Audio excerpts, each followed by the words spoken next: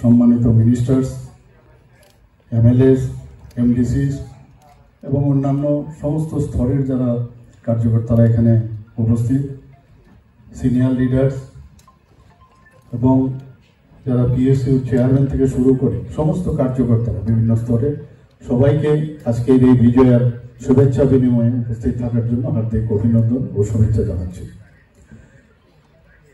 কিছুদিন আগে আমাকে আমাদের ত্রিপুরা প্রদেশ বিজেপির মাননীয় সভাপতি আমাকে বললেন যে আমরা এই ধরনের একটা চিন্তা ভাবনা করছি। তখন ওনাকে আমি বললাম যে আমি তো বাইরে থাকবো, কিন্তু আমি চেষ্টা করব যে এই দিনটাতে উপস্থিত হওয়ার জন্য। তো আজকে ঠিক 11টার সময় আমি এখানে এসে পৌঁছেছি। তো আমি খবর নিলাম যে কখন শুরু হবে। তো আজকে এখানে আসতে পেরে এবং সময় মতো পৌঁছতে পেরে আমি নিজেকে খুব অত্যন্ত আই এম ফিলিং গুড, যে খুব ভালো লাগছে যে সবার মাঝে পার্টি ছাড়া কিছু হবে না। পার্টির মাধ্যমে পার্টির সাথে, পার্টির কার্যকর্তাদের সাথে সময় অনেক সময় অসুবিধা হয়, কিন্তু সবার সাথে যখন কথা বলা হয় তখন একটা আত্মতৃপ্তি, একটা আলাদা কনফিডেন্স কিন্তু ডেভেলপ করে। এবং আসল কনফিডেন্সটাই হচ্ছে সর্বশ্রেষ্ঠ আমি মনে করি আমাদের মানে এই ধরনের রাজনৈতিক ক্ষেত্রে। এবং যত বেশি আমাদের এই ধরনের সম্মেলন হবে, আমি আশা করি আমাদের মধ্যে যত ধরনের গ্যাপ থাকে সেই গ্যাপটাও কিন্তু কমে যাবে। এখানে বলা হয়েছে 12 জন ব্যক্তি মিলে দুর্গা পূজা শুরু করেছে, বারোয়ারি পূজা। এর আগে তো যারা ধনাঢ্য ব্যক্তি, রাজরাজারা, জমিদাররা এই ধরনের পুজো করত।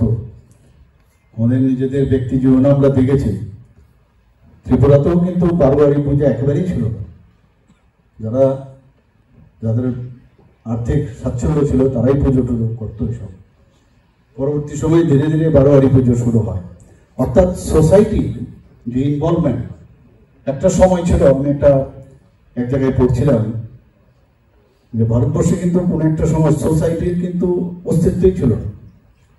ধীরে ধীরে সোসাইটির যে প্রয়োজনীয়তা সেটা দেখা দিয়েছিল।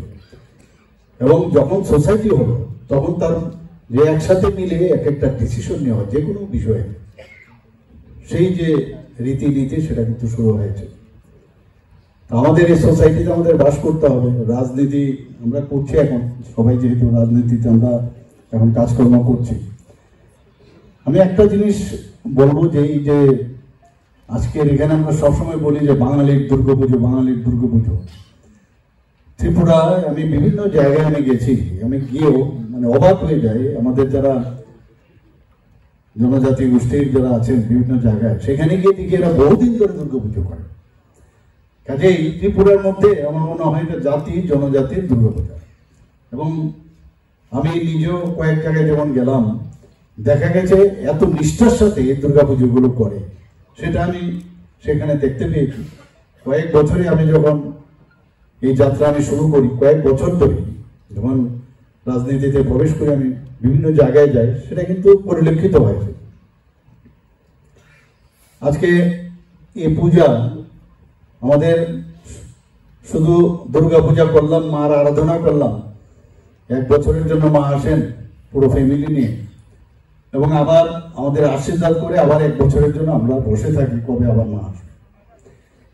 এখানে দুর্গাপুজোকে সামনে রেখে দুটো বিষয় সবসময় আমাদের মাঝে আসে। একটা হচ্ছে যে অসুরকে বধ করে, মহিষাসুর বধ করে মা দুর্গা, আবার আরেকদিকে রাবণকে বধ করে আমাদের যে রামলালা ওনার ফেরত আসা।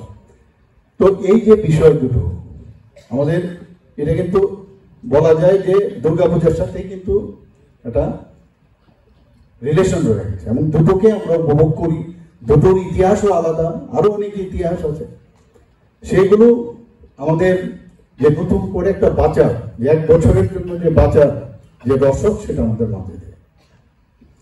এবং যে রাবণ এবং অসুরের যে চিন্তা ভাবনা আমাদের সোসাইটিতে হয়, আমাদের নিজেদের মনে হয়, সেটার থেকে আমরা বেরিয়ে আসার জন্য এই ধরনের যে পূজা অর্চনা আমরা করে থাকি।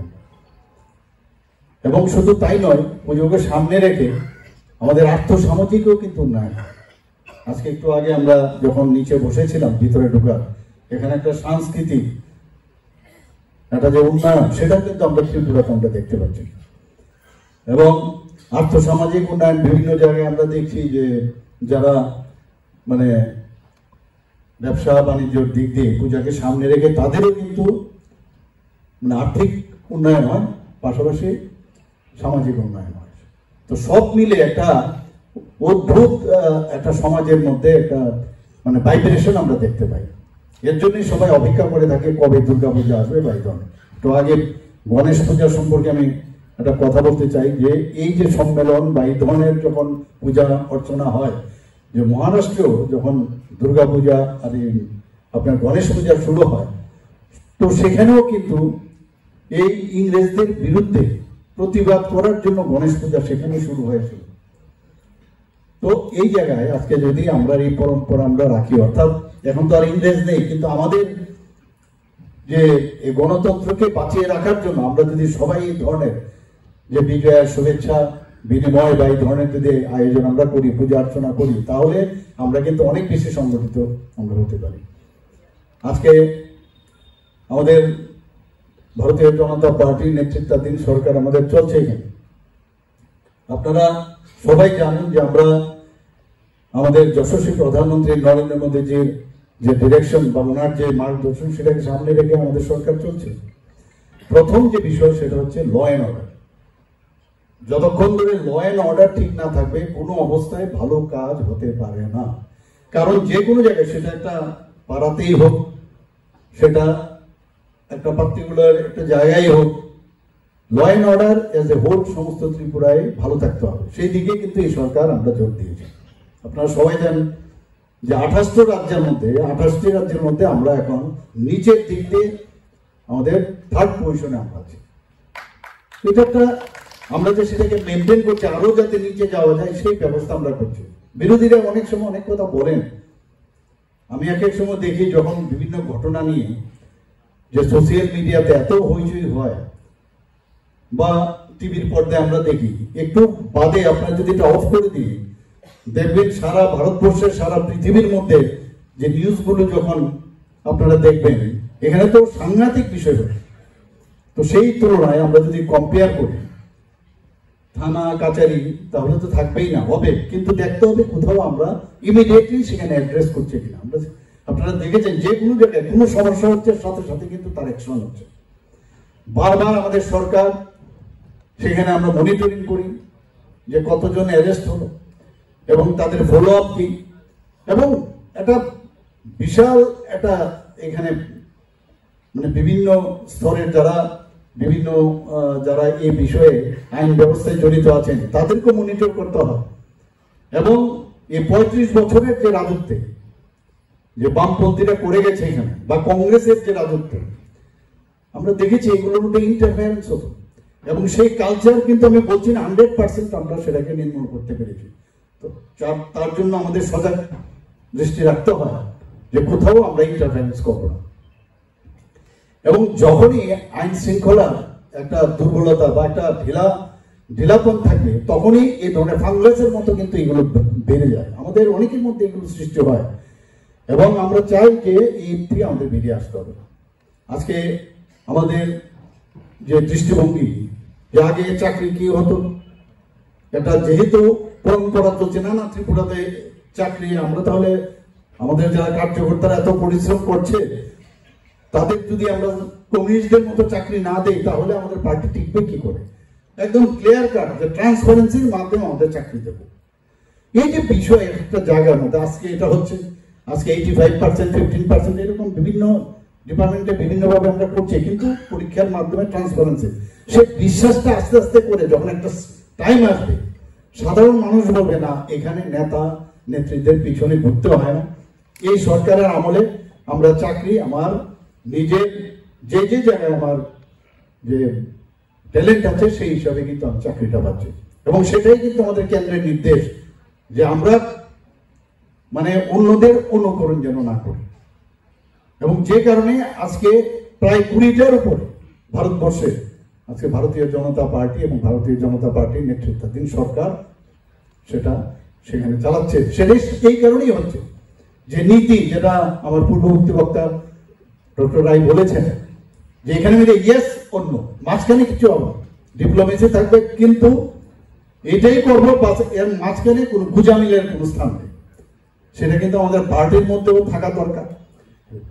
ফ্লেক্সিবিলিটি থাকবে, কিন্তু ফ্লেক্সিবিলিটিটা অনেকটা মানে তারও একটা নীতি থাকতে হবে, কতটুকু আমরা যেতে পারি। কিন্তু যদি এখানে ঢিলাঢালা থাকে তাহলে সমস্যা। বাক স্বাধীনতা আছে সবারই, ডেমোক্রেসিতে বাক স্বাধীনতা থাকবেই, কিন্তু তারও একটা লিমিট যাতে ক্রস না হয় সেদিকে আমাদের নজর রাখতে হবে।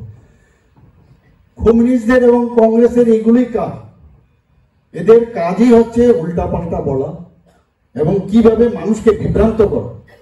রাজনীতিতে একটা নির্দিষ্ট কারণে ওনারা আসেন এখানে, আপনারা এখানে বারবার বলার অপেক্ষা রাখেন আজকে, যে গায়ের জোর দিয়ে খুন করে, অগ্নিসংযোগ করে, ইলেকশনের সময়, ইলেকশনের আগে, ইলেকশনের পরে, এই ধরনের তো আমরা দেখেছি। কিন্তু ওই গত 2018-র পর থেকে যতগুলো আমাদের নির্বাচন হয়েছে, আপনারা দেখুন, চেষ্টা করেছেন, বলছে ছাপ্পা ভোট, আপনারা বলুন কোথায় ছাপ্পা ভোট, তুমি যাও না ইলেকশন কমিশন, এখনো বলছে এইসব বলে। তো সেই জায়গায় আস্তে আস্তে করে আমরা কিন্তু সেপারেট করে করে এইগুলোকে একটা সুন্দর একটা যে পরিস্থিতি আনার চেষ্টা আমরা করছি, সরকারও করছে, মাননীয় প্রধানমন্ত্রীজি সেইভাবে আমাদের নির্দেশ দিয়েছেন, উনিও করছেন। আজকে আপনারা ভাবুন যে 2014-র আগে ভারতবর্ষের অবস্থাটা কি ছিল, আর 2014-র পরে কি অবস্থাটা হয়েছে। একটা ট্রান্সপারেন্সির মাধ্যমে সমস্ত কিছু, আজকে কৃষকদের বেলায় হোক, আজকে যুবকদের বেলায় হোক, আমাদের মহিলাদের জন্যই হোক, গরিব মানুষদের জন্য হোক, এই যে কাজগুলো একটার পর একটা স্কিম করছে, মানে ভাবা যায় না।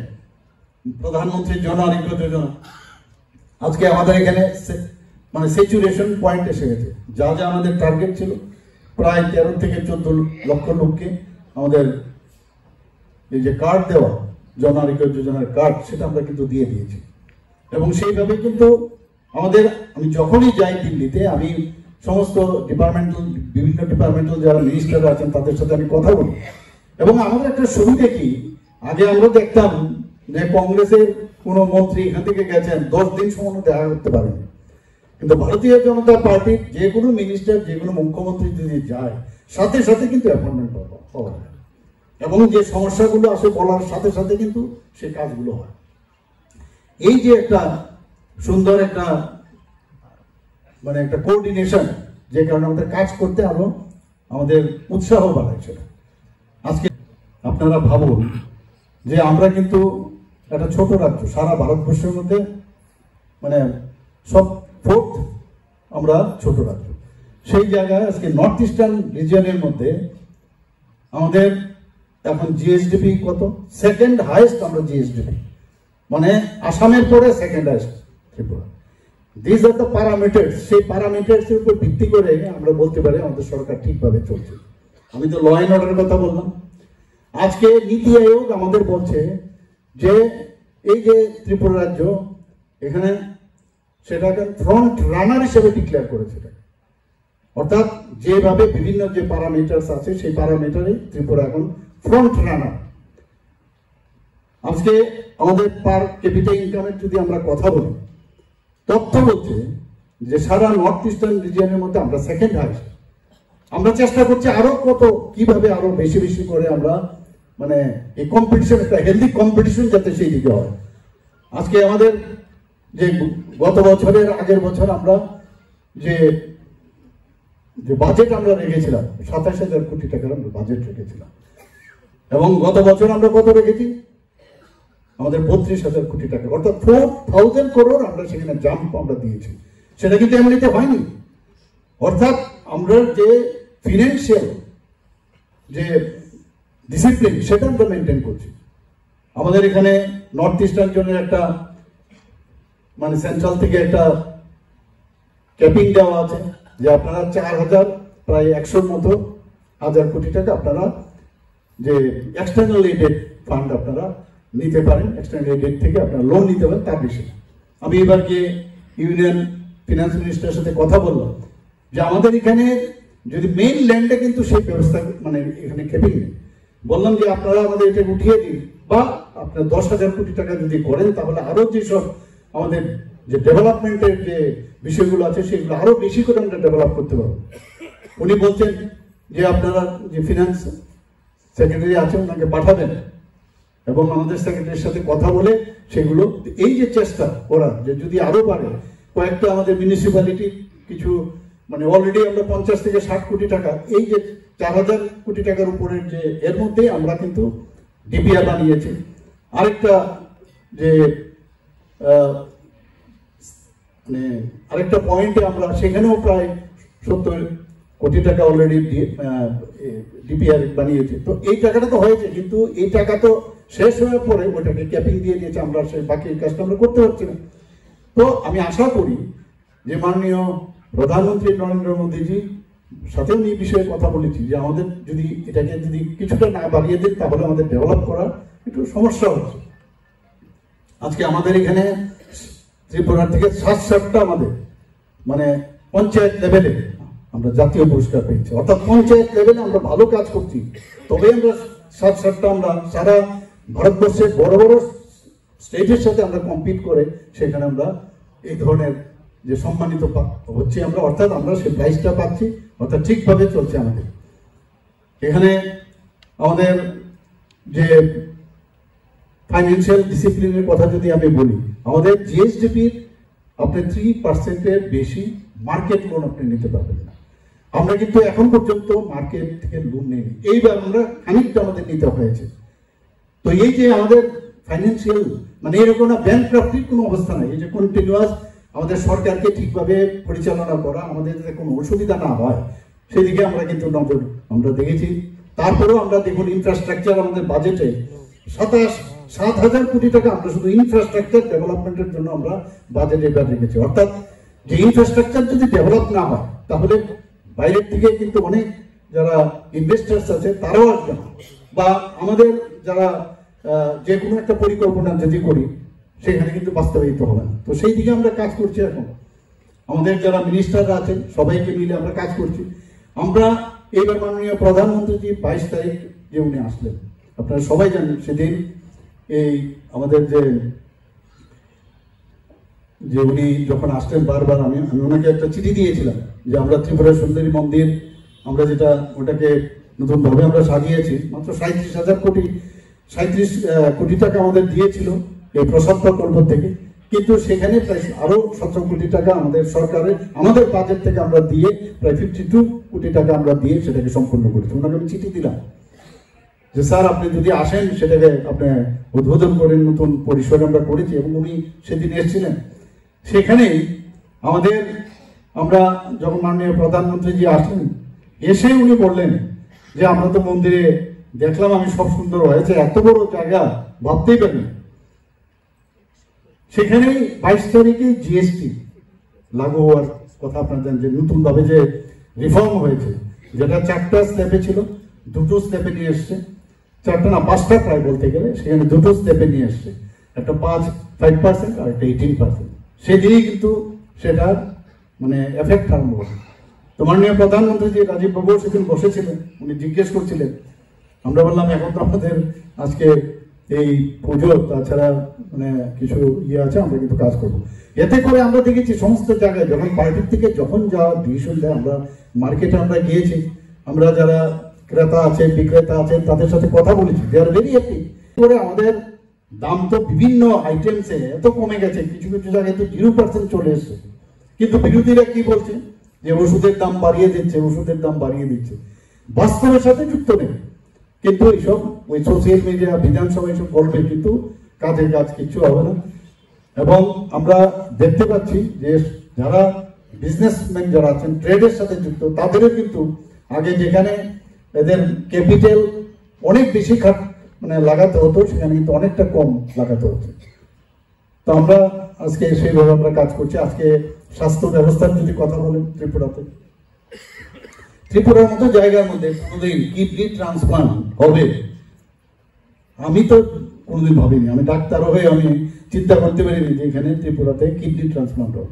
আজকে 4টা কিডনি ট্রান্সপ্লান্ট এখানে হয়েছে।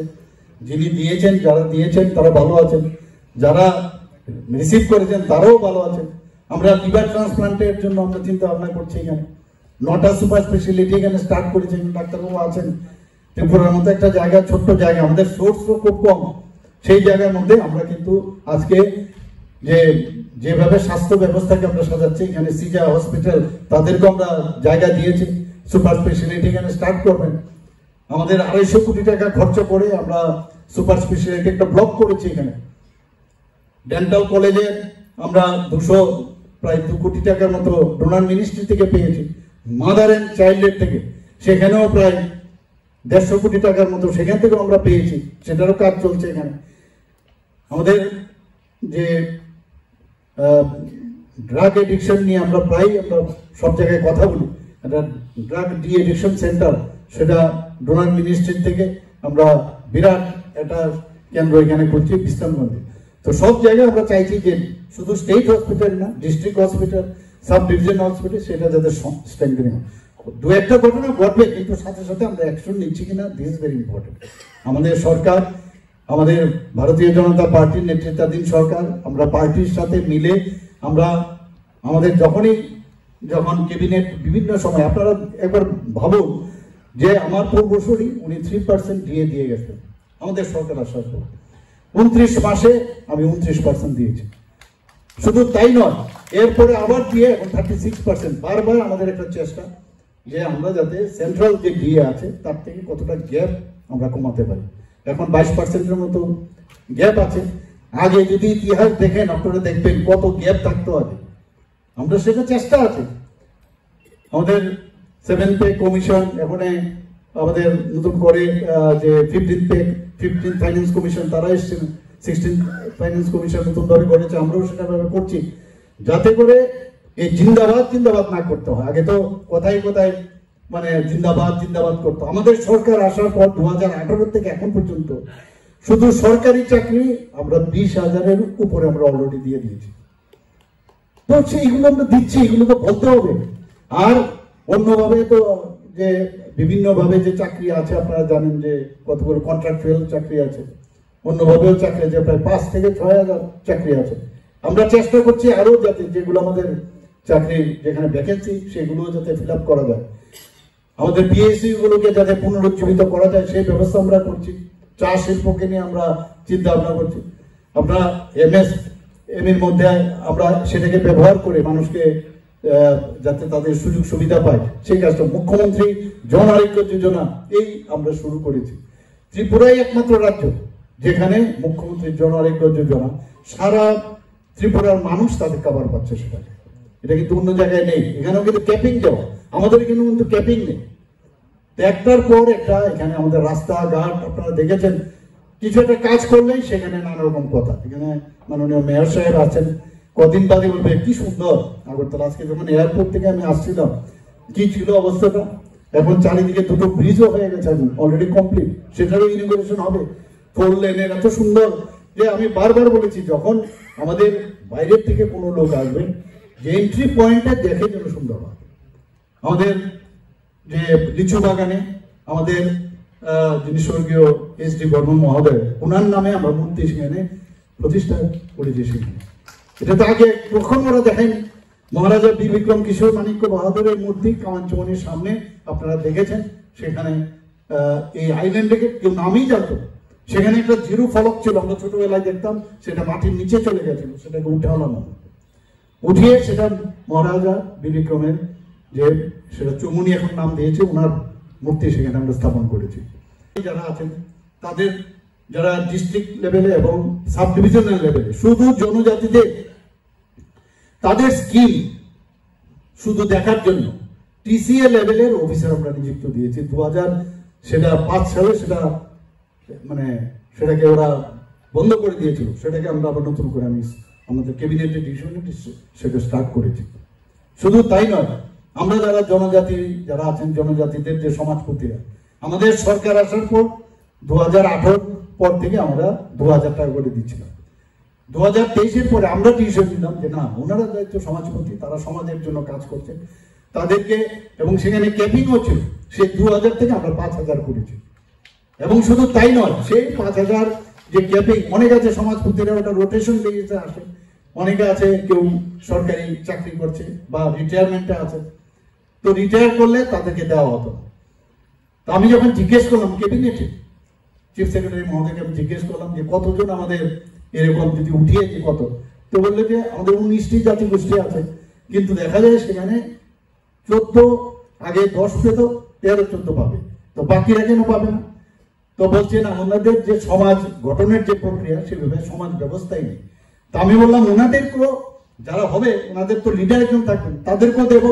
শুধু তাই নয়, যখন আমি জিজ্ঞেস করলাম কতজন আমাদের এখানে রেজিস্টার্ড জনজাতিরা আছে, তো প্রায় 40+ আমাদের জনজাতি এখানে আছে। আমরা সবাইকে আমরা দিব 5,000 টাকা করে, এবং ডিএম কে বলুন যে সব জায়গায় খবর নিতে, তাদের আমরা হারাতে চাই না ওনাদেরকে, তাদেরকে আমরা সম্মান, আমরা আমাদের সরকার আসার পর যেভাবে জনজাতিদের আমরা সম্মান দিচ্ছি, ওনাদের আর্থিক উন্নয়ন থেকে আরম্ভ করে সামাজিক উন্নয়ন থেকে আরম্ভ করে আমরা সব কাজ ওনাদের জন্য করছি। না, মহারাজা বীর বিক্রম কিশোর মানিক্য বাহাদুর আপনারা জানেন যে ওনার এই যে এয়ারপোর্ট, যখন সেকেন্ড ওয়ার্ল্ড ওয়ারের শেষ দিকে এখানে one of the oldest airport বীর বিক্রম কিশোর মানিক্য বাহাদুর সেখানে আগরতলা সিঙ্গারবিল এয়ারপোর্ট তৈরি করে, পরবর্তী সময় আগরতলা এয়ারপোর্ট হয়। সেটাকে ওনাকে সম্মান দেওয়ার জন্য এই ভারতীয় জনতা পার্টি, এই মহারাজাদের কিভাবে সম্মান দিতে হয় একমাত্র ভারতীয় জনতা পার্টি সেটা দেখিয়েছেন। মাননীয় প্রধানমন্ত্রী সেটা দেখিয়েছেন। মাননীয় প্রধানমন্ত্রী শুধু তাই নয়, আরেকটা জিনিস যেটা করলেন, ত্রিপুরার মতো একটা ছোট জায়গা, সেখান থেকে একজন রাজ পরিবারের একজন সন্তানকে, সুসন্তানকে উনি তেলেঙ্গানার মতো একটা বড় রাজ্যে রাজ্যপাল বানিয়েছেন। সেটা একমাত্র সম্ভব ভারতীয় জনতা পার্টির নেতৃত্বাধীন সরকারের পক্ষে। এখানে 2019-এর পর থেকে আমরা দেখেছি প্রায় 2024 পর্যন্ত পরপর 7 জন যারা জনজাতি ব্যক্তিরা, বিশিষ্ট ব্যক্তিরা, তাদের পদ্মশ্রী উপাধিতে ভূষিত করা হয়েছে। সেটা একমাত্র সভা হয়েছে একমাত্র আমাদের মাননীয় প্রধানমন্ত্রী, আমাদের ভারতীয় জনতা পার্টি। এইগুলো আপনারা বলবেন না, এগুলো তো বলা প্রয়োজন। একের পরে আমরা যে কাজগুলো করে যাচ্ছি, আমরা এবারও আমি দিল্লিতে যখন গেলাম, মাননীয় প্রধানমন্ত্রীজি বলছিলেন যে এমন একটা প্রতিটা স্টেট, প্রতিটা রাজ্যকে বলেছেন যে এমন একটা আপনারা ট্যুরিজমের একটা স্পট বানান, যে স্পট শুনে সমস্ত মানে ভারতবর্ষ না, পৃথিবীর সমস্ত মানুষ যাতে জানতে পারে না এমন জায়গায় সেটা পাওয়া যায়, এবং সেই যে ট্যুরিজমের যে স্থানটা হবে সেটা ইন্টারন্যাশনাল স্ট্যান্ডার্ডে হবে। তো বন্দোয়ারে আমরা 51 শক্তিপীঠ, আমাদের জীবদ্দশায় আমরা কিন্তু 51 শক্তিপীঠ আমরা দেখতে পাবো। সে 51 শক্তিপীঠ এখন বাংলাদেশে কিছু আছে আপনার পাকিস্তানে, আমাদের নেপালে আছে, সেই আমাদের তিব্বতে আছে, শ্রীলঙ্কাতে আছে। তো তার রিপ্লিকা বানিয়ে আমরা বন্দোয়ারে এত আধুনিক, মানে আধুনিকের ছোঁয়া থাকে, আবার এত সুন্দর হবে 51 রিপ্লিকা বানানো হবে। সমস্ত ভারতবর্ষের লোক যখন জানবে যে 51 শক্তিপীঠ ত্রিপুরাতে আছে, এবং বন্দোয়ারে আমি বলেছি সেদিন যখন আমি সেখানে গিয়ে তার ভূমি পূজন করি, যে এটা বন্দোয়ার না, এটা স্বর্গদ্বার হবে আগামী দিনে। এবং নটরাজের যে উচ্চতা, সেটা আমার কাছে যা খবর ওনারা বলেছেন, মানে মানে এই উচ্চতার ভারত পৃথিবীর মধ্যে এই উচ্চতার মানে নটরাজের মধ্যেই নেই, এত সুন্দরভাবে। তো আশা করি আমরা একের পর এক চেষ্টা করছি ঊনকোটি নিয়েও। এবার আমি কথা বলেছি কিভাবে এখানে, কারণ আর্কিওলজিক্যাল সার্ভে অফ ইন্ডিয়ার কিছু প্রতিবন্ধকতা আছে, সেটাকে কিভাবে করা যায়। আমি দিল্লি থেকে এই কাজগুলো আমি করেছি সেগুলো, এবং ওনারা শুনেছেন এবং এগুলো করবেনও। আমি জাতি জনজাতির যে মেলবন্ধন আমরা এই পুজো উপলক্ষে, বিজয়া শুভেচ্ছা উপলক্ষে, সেগুলো আরো সুদৃঢ় হোক। আমরা আগামী দিন বিভিন্ন বিষয়ে আসে মাঝে মাঝে সোশ্যাল মিডিয়াতে আমার পূর্ববর্তী বক্তারা যেভাবে বলেছেন, এগুলোতে কর্ণপাত একেবারেই করবেন না। এগুলো আসলে আমরাও কিন্তু অনেকটা সচেতনও থাকি। মাঝে মাঝে অনেক জিনিস বলার পরে এটাকে নিয়ে আমাদের হইচইয়ের কোনো বিষয় না, কারণ আমরা ট্রান্সপারেন্সির মাধ্যমে চলি, মানুষের সাথে আমরা আছি। এরপর একটা চিন্তা কিসের আসে, কিছু হলে আমরা আমাদের মধ্যে বসে আমরা সেগুলো ডিসিশন নিয়ে যা করার আমরা করবো। একদম না, এইসব বিষয়ে একেবারেই মানে না যাওয়া। এবং আগামী দিন আমাদের টিটিএডিসি যে ইলেকশন, ডিসি ইলেকশন হতে পারে, তো তার জন্য আমাদের তৈরি কিন্তু থাকতে হবে। আমরা আমাদের মতো চলবো, আমরা কারোর এগেনস্টে বলবো না, কিন্তু মানুষের যা প্রয়োজন তার জন্য মানুষকে দেওয়ার ক্ষেত্রে যে লাস্ট ব্যক্তি, যেটা আমাদের প্রভারীজি বলেছেন যে লাস্ট মাইল অব্দি যে ব্যক্তি, মাননীয় প্রধানমন্ত্রীজি যা করছেন সেটা ভাবা যায় না। আজকে আমরা একদিকে দেশ শক্তিশালী হচ্ছে, অপারেশন সিন্ধু যদি আমরা বলি, এখানে এই নিয়ে অনেক কথা হয়েছে। আগে তো আমরা এই ধরনের মানে যে লিডারশিপ আমরা আগে দেখতে পাইনি। আমাদের কাছে গার্জিয়ান এত শক্তিশালী, তা আমরা কেন করবো না? তা আমি এটাই বলবো, যারা কার্যকর্তারা আছেন, কার্যকর্তা মানে কাজের লোক। কার্যকর্তা আমরা বিহারের মধ্যে, আমার মনে আছে আমি যখন বিহারে পড়াশোনা করতাম, সেখানে একটা কথা বলতো, কাম মত করো, কাম কা ফিকার করো, আর উসকা খুব জিকার করো, লেকিন কাম মত করো। এইগুলো অন্যান্য পার্টিতে হবে, ভারতীয় জনতা পার্টিতে কাম ছাড়া কোনো কাজ হবে না। কাজ করলে ওই লেটারাল এন্ট্রি হবে না, কাজের মাধ্যমেই কিন্তু তার মানে পরিচয় কিন্তু নিজে নিজে চলে আসে, এবং সেইভাবে কিন্তু চুম্বকের মতো এই পার্টি টেনে নেয়। এবং আগামী দিন আমি শিওর যে আমাদের যারা কার্যকর্তারা আছেন, যখনই যে জায়গায় আপনারা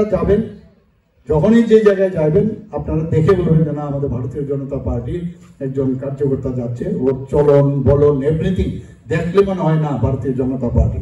এই কমিউনিস্টদের যে ক্যাডার আপনারা হবেন না। কংগ্রেসের তো কি আছে আমার জানা নেই, ক্যাডার আছে কি আছে আমরা জানি না, কিন্তু ওদের তো ফলোই করে না, কারণ ওরা উচ্ছৃঙ্খলতার মাধ্যমে, এমন তো দেখেছেন বিহারের ইলেকশন নিয়ে কি মারদাঙ্গা, ওদের নমিনেশন নিয়ে, তো এইগুলো তো আমরা দেখে এসছি। কাজে এইরকম একটা অবস্থার মধ্যে ভারতীয় জনতা পার্টির সরকার, যেহেতু 2018-তে আমরা পেয়েছি মাননীয় প্রধানমন্ত্রীর যে আশীর্বাদে, সেটাকে যাতে আগামী দিন আমরা আরো সুন্দরভাবে আমার নিজেকে ডেভেলপ করতে হবে।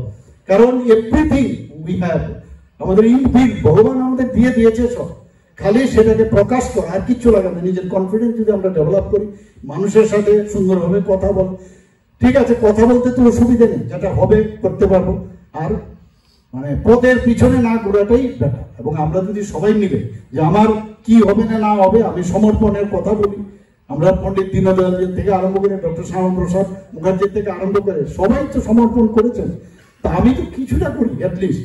তো সেই দিশায় যদি আমরা কাজ করি, তাহলে আমরা আগামী দিন এক মানে যেটা বলছি আমরা, এক ভারত শ্রেষ্ঠ ভারত, এক ত্রিপুরা শ্রেষ্ঠ ভারত, এবং ত্রিপুরা প্রদেশ শ্রেষ্ঠ প্রদেশ সারা ভারতবর্ষ কিন্তু হোক, সেই আশা রেখে বিজয়ের শুভেচ্ছা। এবং আগামীকাল যেহেতু দীপাবলি, কালী পুজো উপলক্ষে সবাইকে হার্দিক অভিনন্দন শুভেচ্ছা জানিয়ে আমার কথা বলা শেষ করছি। নমস্কার, জয় হিন্দ।